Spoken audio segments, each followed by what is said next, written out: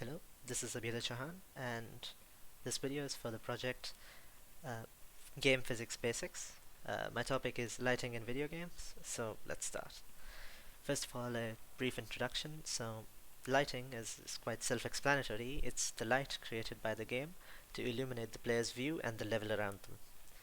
Lighting is one of the most influential roles in the game's world and can make or break its visuals.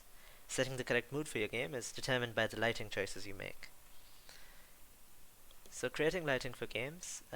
Lights in games are typically created by the different built-in light tools found in the game engine. One of these tools is the ability to bake lights onto materials in order to save render time instead of creating light objects. Again, in, for example, Unity or Unreal, we can just create a light source. However, baking a light into a material saves us a lot more time as it does not take much to render. It's one of the main ways developers optimize their games. In the past, lighting was overlooked mainly because the hardware or engines weren't up to par. But nowadays, we're getting more and more, we're getting better hardware, so we're focusing more on lighting. One of the better games in the past that did lighting was Eco, so maybe there's some gameplay for that here. So the effect of lighting in video games is that bad lighting can ruin a good game. On the other hand, good lighting can make a mediocre game a great game.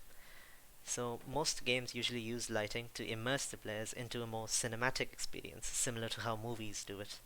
They're used in an aesthetic way to make an environment either look menacing or warm or inviting, however they want.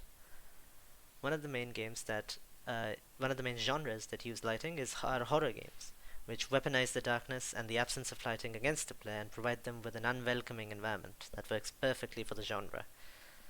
On the other hand, games marketed towards children tend to be full of color with bright lighting, giving it an almost homely feeling. So comparing games from the same series here, this is a screenshot from SMT3, one of the most difficult games ever, and it shows the protagonist about to enter a fight. The lighting in the game emanates a menacing aura and reminds the player that the enemy is not going to hold back. While on the other hand, Persona 5, one of its sequels, which also shares similar themes, has a much more softer and lighter lighting to it, telling the player that it's a lot more friendly and that they should explore the entire world instead of being scared of its foes. So again, does not give off a hostile vibe, it gives a more warm or inviting feeling to it. So while we know how aesthetically lighting affects the games, let's talk about some of its other technical uses. For example, in many games, lighting is used to indicate where a player must go, or tell them where the goal, or the quest, or a marker, or waypoint is. So again, the screenshot from Uncharted 4 shows us how lighting is used here to show a cave entrance. On the other hand, stealth games tell the player to actually find darkness and sneak around through it, as you're a stealth assassin and trying to defeat enemies from the dark. Many times the players can also change the light by, for example, flipping a light switch or firing a gun to illuminate an area. This allows them to use light dynamically instead of in a static form. Again, here's a screenshot from Splinter Cell, which tells the player to move into the darkness instead of staying in the light. A more popular usage nowadays is day and night cycles, which combine a more aesthetic aspect of lighting alongside giving it a more technical or gameplay standpoint. Games encourage players to forage or hunt in the day and create shelter or hide during the night, as days are usually safe and the nights are when the monsters or enemies come out. One of the most popular games to do this is Minecraft, which is incredibly popular nowadays, and this ends up being one of its more core mechanics, lighting and day and night cycles.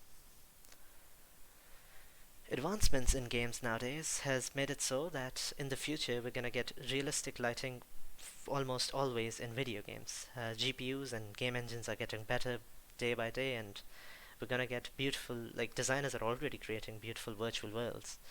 One of the main techniques used nowadays is ray tracing, which casts rays and creates realistic simulations of how lighting should work.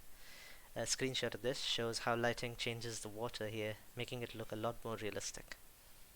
With that, I'd like to end this presentation. I'd like to thank Sir for allowing me to research this topic and learn more about it. And yeah, thank you.